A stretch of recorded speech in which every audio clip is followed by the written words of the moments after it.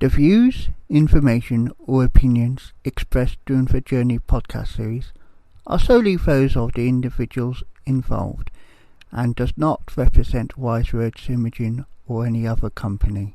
Wise Words Imaging is not responsible and does not verify for accuracy. Any of the information contained in the podcast series is available from the respective owner. Enjoy the show.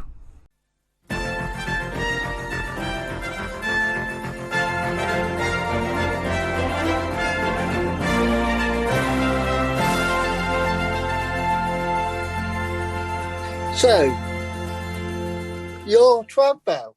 You're the bucket list guy, bucket list coach. You've done TED talks.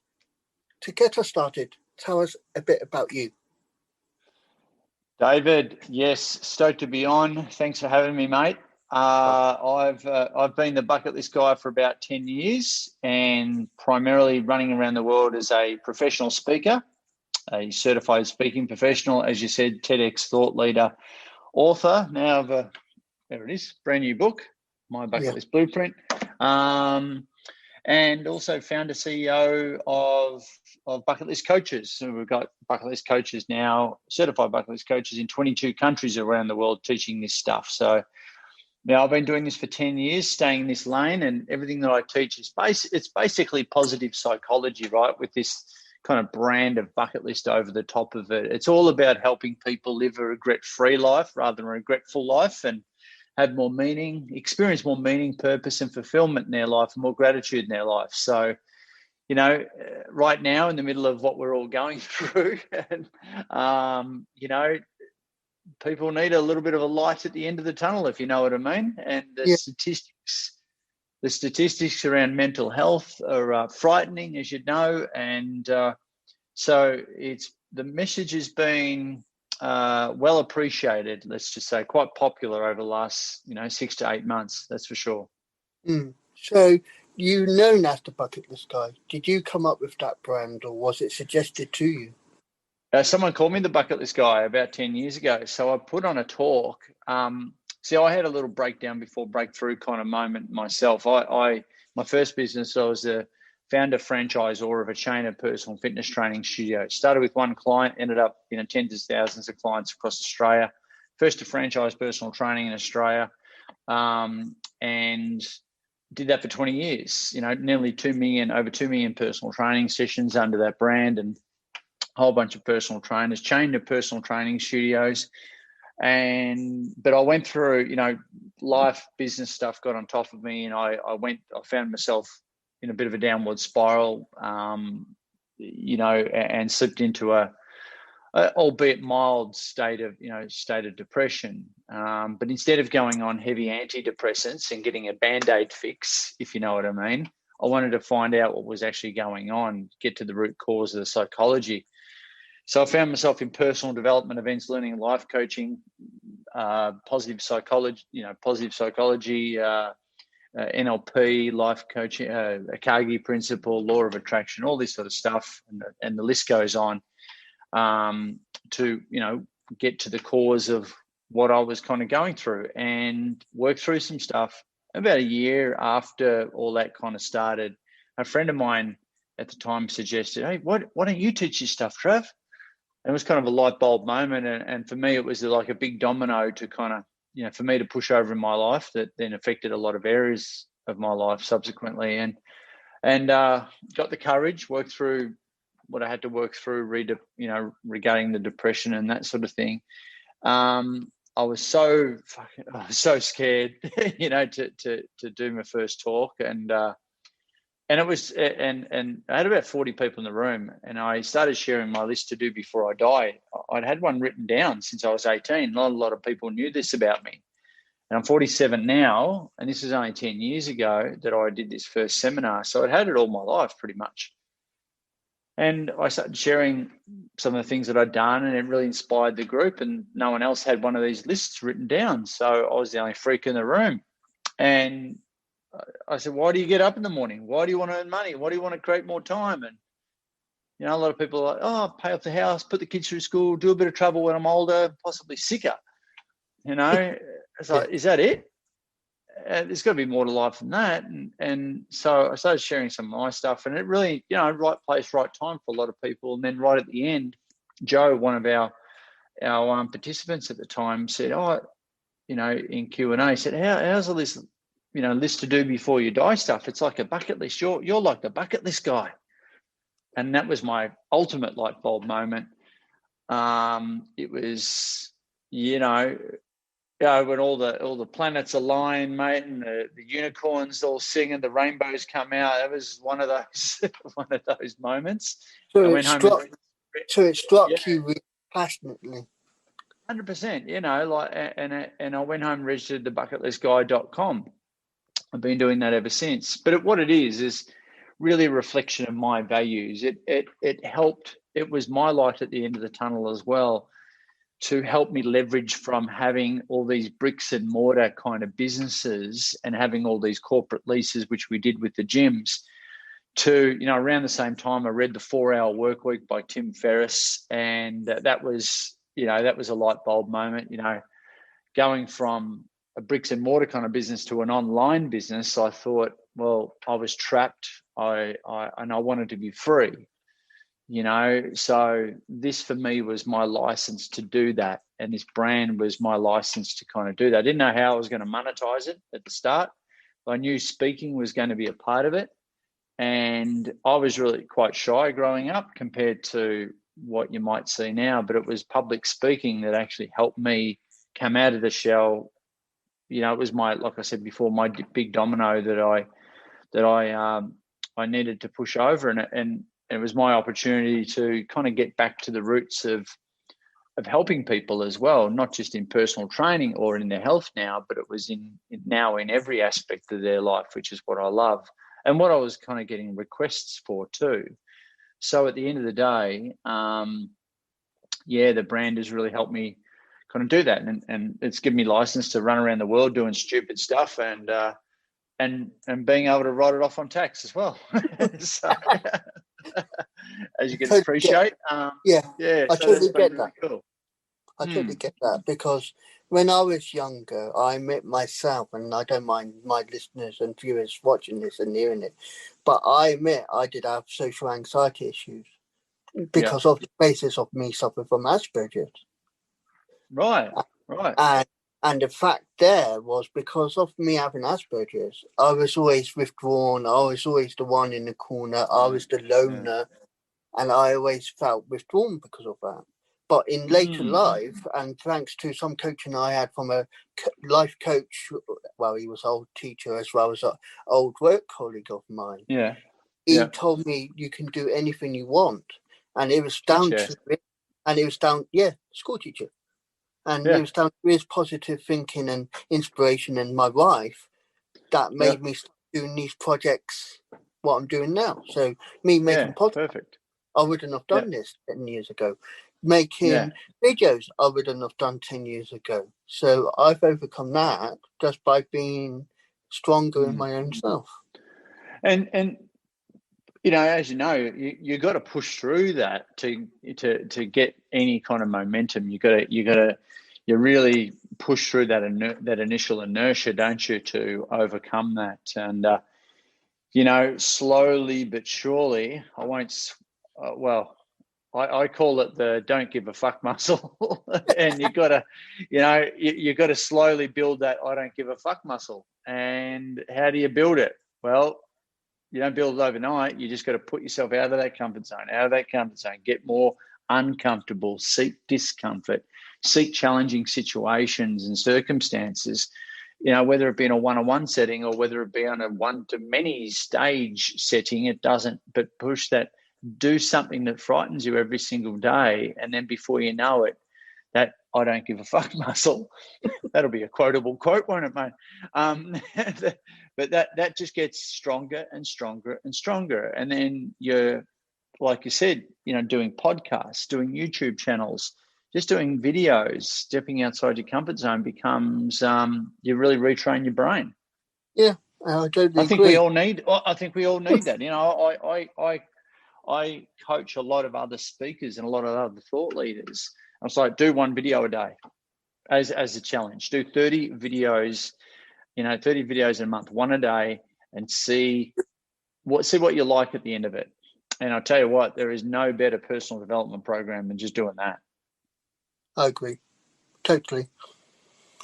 But the comfort was because I worked for a community radio station, which is like an independent radio station which doesn't have major money like corporate radio stations or major radio stations. I went there to volunteer. Initially, I was just a broadcast assistant, producer, volunteer, whatever you want to call me. Yeah. I didn't expect to go on there. I expected just to be a producer and chip in when they asked me to chip in. Within 6 months of me joining that radio station, they had me covering for a mainstream radio program in the morning for 2 hours. Yeah, cool. And it was nerve-wracking. And I listen back on that audio now and I think I'm talking through my nose because I was so nervous. But when I talk in interviews now, like I'm talking to you, I'm a lot better. I'm making more eye contact. I'm making more strength in myself. I'm not so withdrawn. So I've learned. Yeah, that's what it's all about. So next question. You've been part of TED-Talk. Where did you learn from being part of that experience? What did you learn from being part of that experience? Mate, the TED Talk. Have you watched the TED Talk? Yes, and I will put it in a link in the podcast and YouTube channel. Yeah, and you'll notice at about it's like 18 minutes of terrifying. It was like I'm in front of 2,000 people there. A lot of people don't know, but it was the biggest one in Australia. And you'll notice at about 3 to 4 minute mark, I start getting a little dry. But no, it was really interesting talk because it was quite a journey to get that. And I actually ticked off my bucket list to do a TED Talk in front of that 2,000 people, as you saw. Yeah. And but the process to actually become a TEDx thought leader, a TEDx speaker, was quite a journey. I've got a podcast myself called the Bucket List Life Podcast, and I had a guy by the name of John Yo on it. Now he's the TEDx curator. Now I know him from speaking circles, and I had him on my podcast to basically suck up to him, for him to give me the green light to go on to his TEDx stage. I didn't really know him. And I've got him on as a guest. This is about a year and a half earlier. And I'm like, so John, as the host, so John, what does one have to do in order to get on a TEDx stage, mate? Because I know that being a TEDx speaker is on a lot of our listeners' bucket lists. And he's like, blah, blah, blah, blah, blah, blah, blah. And I'm like, hello, mate. Like dropping like massive hints. So what would one have to speak about, in the upcoming theme of this TEDx conference, if one was going to pitch you an idea, John? I'm like, hello, and he'd go, blah, blah, blah, and he wasn't giving me anything. And I'm like, oh, God, all right. He literally did not give me anything. And I just let it go. It was a great interview. Thanks for the information, John, but Trav Bell did not get a Guernsey. And then I just went, stuff it. I'll let go of the result because I was hanging on too tight. And then I just went out, obviously went around the world speaking and doing keynote presentations everywhere. And it wasn't until 2 or 3 other people who knew me actually recommended me to John, and for the new TEDx theme that was coming up in 2016, I think it was. And I saw him at a networking conference for Professional Speakers Australia here in Melbourne. And, I'm like, g'day, John. He's like, oh, Trav, I've got to talk to you. And this was on my bucket list, by the way. I wrote this down like as soon as TED Talks came out, I was like, I've got to do one of them, like maybe 5-10 years earlier. I don't know. And so, and he comes over to me and said, Trav, let's talk about you doing a TED Talk. And I just went, it was one of those moments. And then it was swiftly crushed that those those planets aligning was swiftly crushed when he said, "But first, you've got to audition." And I went, "Oh God, here we go. I'm in line for an audition." So this is not, I don't do auditions, mate. I just get accepted or I don't. I don't, do the dog and pony show and try and, but all right, that's his thing. And anyway, it came to the time and I was so nervous. And he said, "Whatever you do, I don't want you to do your normal keynote shtick. It's all about the idea we're spreading. That's the TED ethos, right?" I said, "All right." So I gave him my best go, and I basically did what I do in a keynote presentation to a corporate. And he hadn't seen me speak before. And he goes, "Do you speak about this when you go into companies and conferences?" And I said, Yeah. There's a long pause. He goes, "Don't change a thing." And I went, "What?" Because I knew he was actually coaching a lot of other people that were going to be on that TED stage. And I didn't want to, I go, "What, John, you're going to have to repeat that, mate." He goes, "Don't change a thing. You're in." I went, "What?" And I didn't make an idiot of myself and hug it out, but it was a big moment for me. And he said, "Oh, I want you to change this a little bit. And I'm like, but what I did with that little piece of coaching and subsequently the TED Talk, it actually changed my whole talk, of it wasn't about me, it was about them. And it was about the idea, the IP, worth spreading, worth giving out to the audience. So it really did. It was a pretty amazing experience, and commercially, it's been, like it is. You don't get paid to do a TED Talk, but I tell you what, it's been one of the best, commercial decisions I've ever made in my bucket list guy career. That's for sure. So, what you talk about goals, and obviously your bucket list. What, if you want to discuss them, can you discuss your long-term life goals and bucket list? Well, my bucket list is that's where it stops for me. Like I say, a bucket list, David, a bucket list is a tangible life plan where our career plan or our business plan should fit into our life plan and not be the other way around.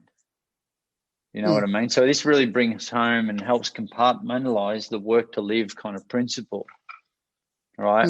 So if you've got a business, a job, a career, and everyone watching out there listening to this, our businesses are our jobs. They're designed to do two things, right? And those two things are, to produce cash flow and also time flow. Right. What do we do with that money or time? Well, we do things on our bucket list, don't we? Yeah, totally. Yeah. Double bonus though, if so optimizing your vehicle, whatever that is. Like when I start mapping out this bucket list life plan for people, and our coaches do the same, it helps people make decisions in their business faster. It helps them think about scaling, create, hiring other people to do what they do, and put things on repeat. So it produces the cash flow and the time flow for the owner to go and do their bucket list, because the money and the time is not the end result. They're just the products of the vehicle.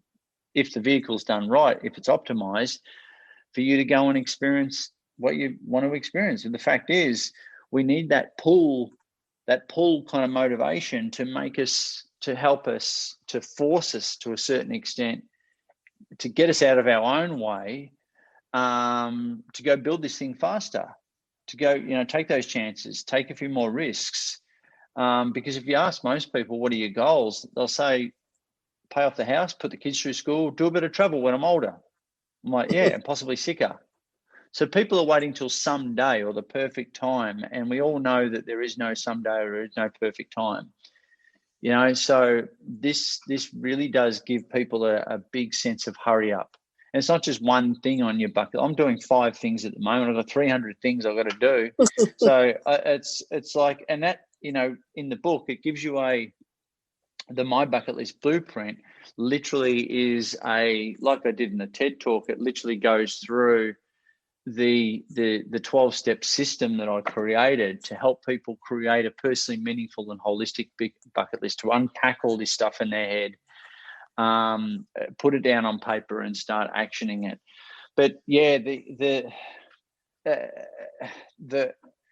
my goals are my bucket list, to answer your question. There's no real, there's two types of goals too, David. And I'm stealing this from Michael Hyatt. There's two types of goals. There's an achievement goal, and there's also a habit goal. So a habit goal is me drinking 4 liters of water a day. That's what you do in streaks. That's what you do every single day. Now that you might be doing that en route to an achievement goal. An achievement goal is kind of like a bucket list, right? So we can get to the end of it. There is an end point to that where, you're like this, that we can go, tick it before you kick it. There we go. So that's an achievement goal. It is a success marker. You know what I mean? And you've achieved it. It's pretty clear and simple. But I challenge people, when we're talking about goals, I'm challenging people, one, to write them down, because a lot of people don't even write down goals, let alone bucket list items. And you've got a 42% more likelihood of them actually manifesting if you actually write shit down. A lot of people don't even do that. But that's the thing. What's easy to do is easy not to do, right? Yeah. And a lot of people don't write goals down, again, let alone bucket list items, because of fear of failure or even fear of success, same psychological makeup, because they've maybe written down stuff in the past and disappointed themselves and they don't want to do it again, or no, I'll get around to it. The fact is that we need to separate it. And that's what this is. That's why this is like a workbook. I want people to write in this and scribble it and dog-ear the book.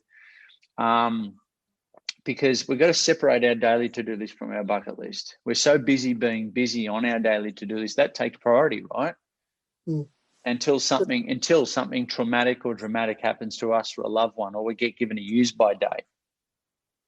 And then suddenly the bucket list becomes of priority importance. As never, and the thing is, when you kind of got that gun against your head kind of motivation, and you're staring down the barrel of a use-by date, whatever that date might be, and we know people who have definitely received that date around in our ecosystem, and we don't wish it upon anyone listening or watching, but that's reality. And you saw it, 2,000 people raising their hand to those questions and those 80 squares that I did. Yeah. It's pretty frightening. I just want to wake people up before they get given a use-by date. Start to prioritize their bucket list over their, as well as their daily to-do list, and not wait until someday to kind of write it down. That's why the movie is shit. The bucket list movie. Yeah, it's shit because it's about two blokes who get given a cancer diagnosis and then they write a bucket list, which is fucking stupid. Yeah, I understand that totally. But my example, as you know, I'm in America. I lived in Britain. I was in Britain all my life. I met my partner online, my wife online. I met her a year later. I took that year to know her, so I didn't automatically jump and say, I'm meeting you. I took that year to know her. I came over to meet her. I got married in that time I met her. I then said, I want to come back because I was so in love with America. So I made the conscious choice to say, I'm giving up what I had in England to be with her in America. So in one sense, I assume that in my own wisdom was part of my bucket list. There you go. So yeah, I've been here 2 years now. Whereabouts in America are you? I'm in a state called Ohio. Yep. So, there you go. Yeah. Well, it's probably better weather than Britain. Wow. No comment. So, how has the pandemic affected you mentally? Because obviously the pandemic is affecting people differently. So, is it affecting you with your work, or is it treating you the same, where you can still help people via Zoom, via Skype? Yeah. You kind of answered the question with a question. Yeah. We've all had to pivot. I think in the last 6 to 8 months, every business has gone online. Every business is now an online business. It's have to be to survive, right? Being a coach, being a speaker, being a helper of people, if I'm not speaking from the stage, and those call-ups aren't coming as frequently, which they haven't, and that's just not me, but that's every public speaker. They're not running big events. And there's no international flights, and I've just turned down a talk. It'd be all well and good getting me over to America to do this talk that I've got to do in March, but getting back into Australia with the pandemic over there at the moment, it'd be impossible. So we've all had to pivot.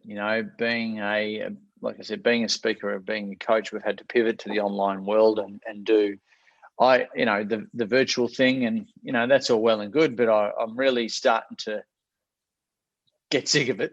And I'm looking forward to speaking in front of a live audience again, which is going to start happening soon here in Australia. But personally, there's been some adjustments, in economies around the world. We got bucket list coaches now on our other business. We've got certified bucket list coaches in 22 countries, and every economy's been affected in different ways, layoffs and etc. But it all hasn't been bad, right? Some people are absolutely not just surviving, but thriving, and so many people have adapted and innovated, like they've never before, and failed forward into more and more technology, redefined what their definition of work-life blend is. And I think that's a good thing. It's given us all a big shake-up to recalibrate on what gives us meaning, purpose, and fulfillment in our life. And that has, some people have come out of this, seemingly are coming out of this better off, maybe mentally, maybe in their job, their work, their life, their families. It's helped families reconnect. It's helped people embrace technology, whereas they would have been fearful of it in the past. But the adverse effect, depression, suicides, etc., they've gone up, and they were already at super high levels. But you go through this pandemic on top of it, and it's had a pretty bad effect for us personally. For me personally, my partner and I and our family, we're all pretty positive people. So you can get sucked into conspiracy theory if you want to. You can get sucked into the news, and I became pretty addicted to the news there. And then I went, oh, hang on, I'm going down a dark path here. It's switch off the news, and I became happier. It's as simple as that. Go figure.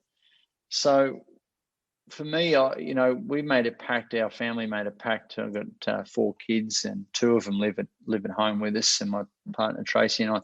We made a pact to come out of this, pandemic healthier, better parents, better partners to each other, better businesses, better income, and that's what we've done. So we've had to reshuffle a whole lot, reinvent a few systems and things within the businesses. But and she's an artist, and I run my businesses. We're running them from home homeschooling. So there's been some adjustments, but things could be a hell of a lot worse, right? Yeah. So if you could change one thing about you personally, what would you change and why? What would I change? That's a confronting question. What would I change about myself and why? I'm 47. I wouldn't mind knocking off 10 years and going back to 37. How is that? Can I do that one? Look, I'm in good health. What would I change about myself? I'd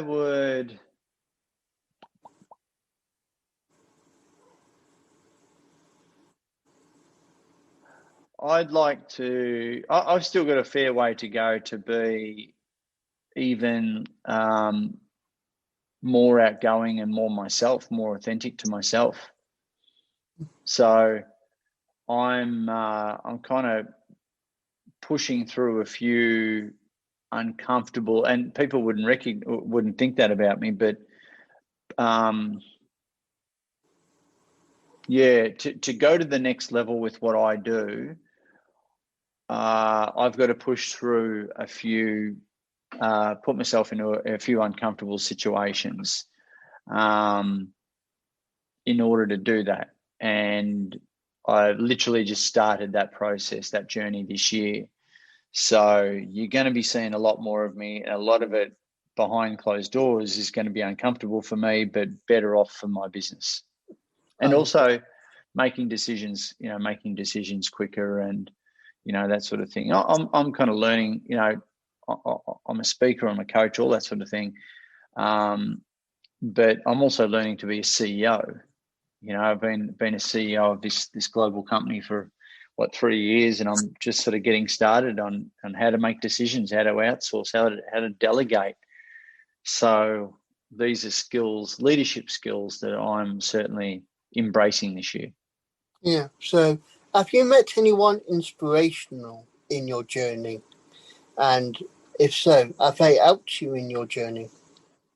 I mean, on my bucket list was to meet Tim Ferriss. You know who Tim Ferriss is? Yeah. Yeah, like I had lunch with him here in Melbourne. So he was very inspirational. But I've met a lot of, I purposely put myself around as good as I can around inspirational people, and control my inputs as well. So control my subscriptions, email subscriptions, control my notifications, and these, the people that I follow, and more importantly, respect online on social media. There's only a handful of people I actually, like the sound of on a regular basis. There's a lot of people that are dickheads on there, and I don't want to, or they just don't walk their talk. Yeah. So, I am very selective with my inputs of information, if you know what I mean. So I'm getting inspiration, and I know that I am that for a few other people as well. But I'm always seeking to upgrade my friends, upgrade my influences, upgrade my inputs, and definitely control the information that comes into my psychology. Okay. So to sum up, how would you talk to the viewers and the listeners now? What would you say to them now to be positive in 2021? I think if they're listening or watching this podcast right now, that they're already on that journey towards positivity. If a person's in a dark hole, and we've all been there, right? We've all had that storm before the rainbow moment, mate. And, you described that earlier, that confusion before clarity, that breakdown before breakthrough. It's not until you're kind of coming out of it, maybe in the acute phase, that you're turning on podcasts like this. You're learning through books. You're going to the seminars. You're doing the coaching programs. You're buying the book. Like you're not doing that if you're in the hole. If you've realized recently, here's where I want to be and here's where I am now, and there's a big gap between the two. That's when you subscribe to podcasts like this. That's when you start to listen to people like us, and that you start to seek that help to help you straight line from where you are now to where you want to be, and help you. You realize you're kind of waving the white flag and saying, you know what, I don't have all the resources within me. I need to seek other opinions, some other help, whether it be paid or free, to help me close that gap faster. Yeah. So I'll say this to answer your question a really long way, is well done to start off with for tuning into this podcast. Because otherwise, and give yourself a fucking pat on the back that you've done that and that you're seeking help. So let's think about the next thing. All right, well, seek the people that can really collapse those time frames for you. Seek the people and the resources that can help you collapse those time frames as fast as possible. That's what it's all about. And we don't need 50 people's opinions here. Find 1, 2, or 3 maximum that you can just, read all their stuff. Go to all this, watch all their stuff on YouTube. Get into their world, understand their psychology, and model it, map it into your own world. And that is an accelerated learning technique. That is how you can fast track your results in every single area of your life. You know what I mean? Yeah. So I would say, 1, to the people, well done to start off with. And 2, obviously I'm going to say, write a bucket list, like get this shit out of your head and onto paper, grab a book and use the blueprint in the book. And then next level, I want you, once you've done your bucket list, I want you to send it to me and I'm going to make you accountable to it. Okay. That's and good. You're going to do that too, David. I will too. And my wife will do it as well. There you go. No, there's a link in there. There's a link in there right at the back where you can send me your bucket list. And that's what I encourage people to do. To make you accountable, and we'll connect further, mate, and I'll put you in our hashtag bucket listers group on Facebook, which really inspirational crew in there, and you need that ecosystem of support, but I'm always going to lead. Don't write goals down, because the bucket list concept that I've created here, it really takes into that SMART account, the SMART goal setting methodology. It takes all that into account, but start writing a reverse bucket list and also a future bucket list. Reverse bucket list is everything that you've done, and a future bucket list is obviously everything that you want to do in the future. Yeah. Okay. Then pick a great, pick your vehicle that's going to give you the time and the money to go after everything you want to go after. I'm doing 5 things on my list right now. I've got another 300 plus things to do. So, let's hurry up, guys, and don't wait. Now is the time to do this. Yeah. That's what I always learn, is do it now and never later, because you never know. Later men never come, and that's where the consequence. It won't. But here's the thing. What's easy to do is easy not to do, right? Yeah. And that's why I'm not going to overcomplicate the process. Just put, remember these things back in the day? We used to have a pen and a paper. Yeah. I know it's so analog, just write some shit down, extract it and articulate it onto a piece of paper into the book, and you'll be steps ahead of the rest of the world. Totally. And thank you for your time today. And let's hope 2021 brings open success for you in every step of the way, for you and your family. Yeah, same to you, David. Thanks heaps, mate. Thanks for having me on. And yeah, if anyone wants to grab a book, go to TheBucketListGuy.com/book, and I'll put a little motivational message in there for you as well. And I'll put the link in the description of the podcast and YouTube so people can. And I will stop this now. Awesome. Thanks, mate. Right.